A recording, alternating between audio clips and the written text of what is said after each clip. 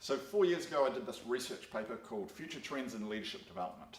And I went out, interviewed 30 different leading practitioners to find out what is the future of this field we're in going to look like. And wrote up the findings, published this paper.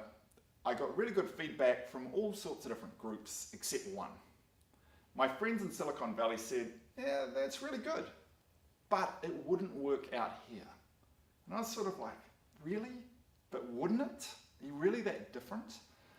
And so a year ago, I started this research project to have a look at Silicon Valley and find out how different is it out there, and also what's the best practices or leading edge of the field with what they're doing.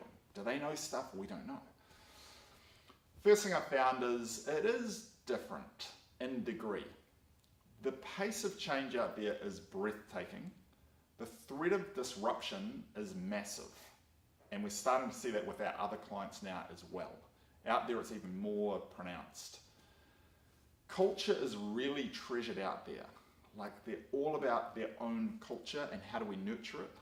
Because often they're growing in size by double every 2 years. And it's how do you keep the culture when you're growing so fast?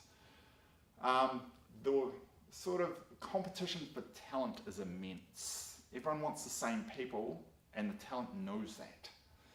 So they're trying to create really amazing companies and really amazing developers of talent. So at their best, I found there was these 7 different areas, and I'll share them quickly now, and then in future videos I'll go through each more in depth.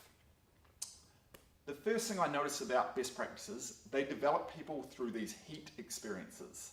These really difficult, overwhelming, challenging experiences you've never seen before, and you are getting them constantly coming at you. People grow fast. However, at their best, these companies sort of couple that with these ecosystems of development or support, such that it's not training programs, it's built into the culture of the organization or the networks which exist. And there's good examples of how they develop each other through work at work. Third thing is, they're really big on company data.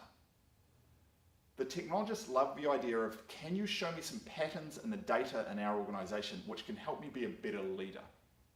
Rather than rely on generic models, they want specific customized ones. And so that's what they do. They'll give leaders insights about, here's what works best for a leader in our company, based on all of our analytics.